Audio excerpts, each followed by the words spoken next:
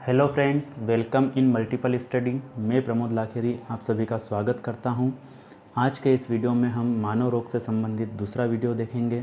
इसके पहले वाले वीडियो में हमने प्रोटोजोआ से होने वाले रोग, हेलमिंथिस से होने वाले रोग और कवक से होने वाले रोगों को देखा था। अगर आप वो वीडियो नहीं देख पाए हैं तो मैं डिस्क्रिप्शन में उसका लिंक दे दूँगा, आप वहाँ जाकर उस वीडियो को आसानी से देख सकते हैं और उन वीडियो को देखने के बाद आपको वो सभी रोग आसानी से याद हो जाएंगे। ठीक है ना दोस्तों, आज के इस वीडियो में हम बैक्टीरिया से होने वाले रोगों को देखेंगे। बैक्टीरिया से होने वाले रोग कौन कौन से हैं तथा ये किन किन बैक्टीरिया से होते हैं और इनके द्वारा हमारे शरीर में कौन कौन से अंग प्रभावित होते हैं, इन सारी बातों की जानकारी हम इस वीडियो में लेने वाले हैं। तो आप सभी इस वीडियो में लास्ट तक बने रहिएगा। तो चलिए शुरू करते हैं आज की वीडियो को। अगर दोस्तों आपको ये वीडियो अच्छी लगती है तो इसे लाइक और शेयर ज़रूर करिएगा और अगर आप हमारे चैनल पर नए हैं तो हमारे चैनल को सब्सक्राइब भी ज़रूर कीजिए ताकि आपको जीके से रिलेटेड ऐसी और वीडियो आसानी से मिलती रहे। ठीक है ना दोस्तों, तो चलिए बिना किसी देरी के शुरू करते हैं आज की वीडियो। तो आज के इस वीडियो में हम बैक्टीरिया से होने वाले रोगों को देखेंगे।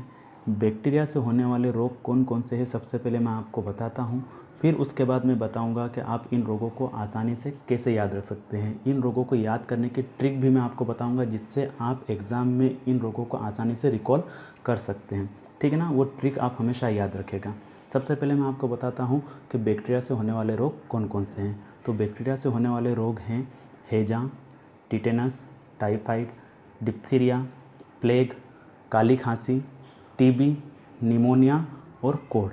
इन रोगों को आप याद रखिएगा। ये सारे रोग किसके द्वारा होते हैं? बैक्टीरिया के द्वारा होते हैं। अब आप इन रोगों को याद कैसे रखेंगे, इसके लिए ट्रिक क्या है? तो ट्रिक के लिए आपको एक सेंटेंस को याद रखना है और वो सेंटेंस है हे टीटा डिप्काटी निको। क्या सेंटेंस है? हे टीटा डिप्काटी निको। इस सेंटेंस को आप 4 से 5 बार बोलकर अच्छी तरीके से याद कर लीजिए, क्योंकि इस सेंटेंस को याद करने के बाद आपको जीवाणुओं से होने वाले रोगों के नाम आसानी से याद हो जाएंगे और आप उनको भूल नहीं पाएंगे। कभी आप भूल भी जाते हैं तो आपको ये ट्रिक याद रखनी है, उसके बाद आपको सारे जीवाणुओं से होने वाले रोगों के नाम रिकॉल हो जाएंगे। ठीक है ना। तो कौन कौन से रोग हैं जो जीवाणुओं से होते हैं? एक है हैजा, टिटेनस, टाइफाइड, डिप्थीरिया, प्लेग, काली खांसी, टीबी, निमोनिया और कोढ़। ये सभी रोग हैं। अब हम देखते हैं कि ये जो रोग है वो किन किन जीवाणुओं के कारण होते हैं। ठीक है ना। जीवाणुओं या बैक्टीरिया के नाम को याद करने से पहले मैं आपको एक बात बता दूं कि अधिकतर बैक्टीरिया के नाम उनके रोग से मिलते जुलते हैं, तो आपको याद करने में ज़्यादा दिक्कत नहीं आएगी। बस कुछ कुछ बैक्टीरिया के नाम आपको रिमेंबर यानी कि याद रखने पड़ेंगे, बाकी के नाम तो उनके रोग से मिलते जुलते हैं। ठीक है ना। तो सबसे पहले आता है हैजा। हैजा विब्रियो कोलेरी नामक जीवाणु के कारण होता है। किसके कारण होता है? विब्रियो कोलेरी नामक जीवाणु के कारण होता है। ठीक है, इस नाम को आप याद रखिएगा। सेकेंड आता है टिटेनस। टिटेनस जो है वो क्लोस्ट्रीडियम टिटेनी के कारण होता है। किसके कारण होता है? क्लोस्ट्रीडियम टिटेनी नामक जीवाणु के कारण होता है। अब देखिए यहाँ पे टिटेनस, टिटेनी दोनों के नाम मिलते जुलते हैं, तो ऐसे बहुत सारे बैक्टीरिया हैं जिनके नाम उनके रोगों से मिलते जुलते हैं, तो आपको उनको याद करने में ज़्यादा दिक्कत नहीं आएगी। ठीक है ना।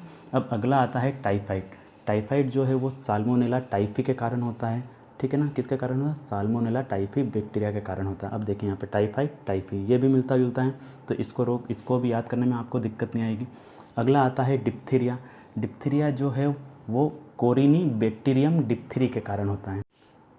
अब देखिए यहाँ पर भी नाम सेम है, डिप्थीरिया, डिप्थीरी, तो इसको याद करने में भी आपको दिक्कत नहीं आएगी।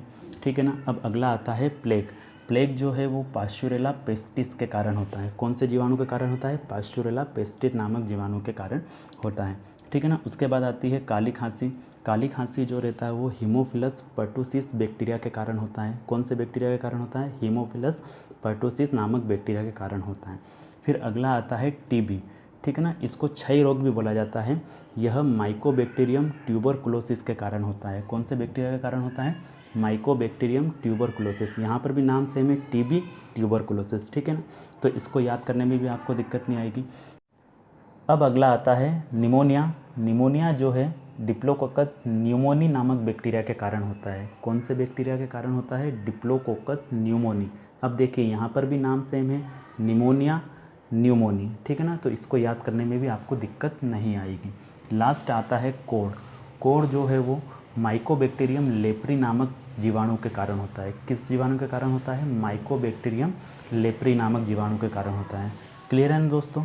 तो देखिए दोस्तों, हमने अभी तक जीवाणुओं से होने वाले रोग तथा ये रोग किन किन जीवाणुओं से होते हैं, इन सारी बातों को हमने देख लिया। अब हम देखेंगे इन रोगों से हमारे शरीर में कौन कौन से अंग प्रभावित होते हैं तथा इन रोगों के मुख्य लक्षण क्या क्या हैं। क्लियर है ना दोस्तों? यहाँ तक आपको सभी बातें क्लियर हैं। अब हम देखते हैं आगे की चीज़ें। चलिए, तो सबसे पहले देखते हैं हैजा। हैजा जो रहता है हमारी आंत को प्रभावित करता है और इस रोग में लगातार दस्त और उल्टियाँ होने लगती है। ठीक है ना। दूसरा आता है टिटेनस। टिटेनस जो रहता है वो हमारे नर्वस सिस्टम को प्रभावित करता है। ठीक है, यानी कि तंत्रिका तंत्र को प्रभावित करता है। और इस रोग में क्या होता है? इस रोग में तेज़ बुखार आता है और शरीर में ऐंठन पड़ने लगती है। ठीक है ना। फिर आता है टाइफाइड। टाइफाइड जो रहता है वो हमारी आंत को प्रभावित करता है और इस रोग में तेज़ बुखार आता है तथा साथ ही साथ सिर में दर्द भी होता है। ठीक है ना। फिर आता है डिप्थीरिया। डिप्थीरिया जो रहता है हमारी श्वास नली यानी कि सांस लेने वाली नली को प्रभावित करता है और इस रोग में हमको क्या होता है? सांस लेने में कठिनाई होती है, मतलब ऐसा लगता है कि दम घुट रहा है। ठीक है ना। फिर इसके बाद आता है प्लेग। प्लेग जो रहता है वो हमारे फेफड़े को प्रभावित करता है और इस रोग में हमको बहुत तेज़ बुखार आता है। अगला है काली खांसी। काली खांसी जो है वो हमारे श्वसन तंत्र यानी कि रेस्पिरेटरी सिस्टम को प्रभावित करता है और इस रोग में हमको लगातार खांसी आने लगती है। ठीक है ना। फिर इसके बाद आता है टीबी। टीबी यानी कि क्षय रोग। ठीक है ना। क्षय रोग जो रहता है हमारे फेफड़े को प्रभावित करता है और इस रोग में हमको बार बार खांसी आती है तथा खांसी के साथ कफ भी आता है। ठीक है ना। और कभी कभी तो ऐसा होता है कि कफ के साथ रक्त भी निकलता है। क्लियर है दोस्तों? फिर आता है निमोनिया। निमोनिया जो रहता है वो हमारे फेफड़े को प्रभावित करता है और इस रोग में हमको तेज़ बुखार आता है और हमारे फेफड़े यानी कि लंग्स में क्या होने लग जाती है? स्वेलिंग यानी कि सूजन होने लग जाती है। ठीक है ना। फिर लास्ट आता है कोढ़। कोढ़ जो रहता है वो हमारी त्वचा को प्रभावित करता है और इस रोग में क्या होता है? हमारे शरीर पर क्या पड़ने लग जाते हैं? चकत्ते पड़ने लग जाते हैं। ठीक है ना। तो क्लियर है दोस्तों? तो इस तरीके से हमने बैक्टीरिया से होने वाले रोगों को देखा तथा ये रोग किन किन बैक्टीरिया के कारण होते हैं, इन बातों की जानकारी भी ली और इन रोगों के द्वारा हमारे शरीर में कौन कौन से अंग प्रभावित होते हैं और इनके मुख्य लक्षण क्या क्या हैं, इन सारी बातों की जानकारी हमने इस वीडियो में ले ली है। क्लियर है ना दोस्तों? इसके अलावा आप दो रोगों को और याद रखेगा। एक है गोनोरिया। गोनोरिया जो है वो नाइसेरिया गोनोरियाई नामक बैक्टीरिया के कारण होता है और इस रोग में मूत्र मार्ग प्रभावित होता है तथा इस रोग का मुख्य लक्षण क्या है? जो मूत्र मार्ग रहता है उसमें सूजन आ जाती है। ठीक है ना। और अगला है सिफिलिस। सिफिलिस जो है वो टेपोनमा पेलिडम नामक बैक्टीरिया के कारण होता है और इस रोग में शिश्न यानी कि पेनिस प्रभावित होता है मेल में और इस रोग का मुख्य कारण क्या है?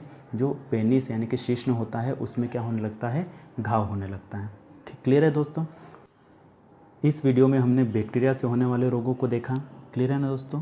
अगर आपको ये वीडियो अच्छी लगी है तो इसे लाइक और शेयर ज़रूर करिए। साथ ही साथ हमारे चैनल को सब्सक्राइब भी कर लीजिए ताकि आपको साइंस और जीके से रिलेटेड ऐसी और वीडियो आसानी से मिलती रहे। ठीक है ना। इसके बाद वाले वीडियो में हम वायरस यानी कि विषाणु से होने वाले रोगों को देखेंगे। ठीक है दोस्तों, तब तक के लिए जय हिंद। मिलते हैं अगले वीडियो में।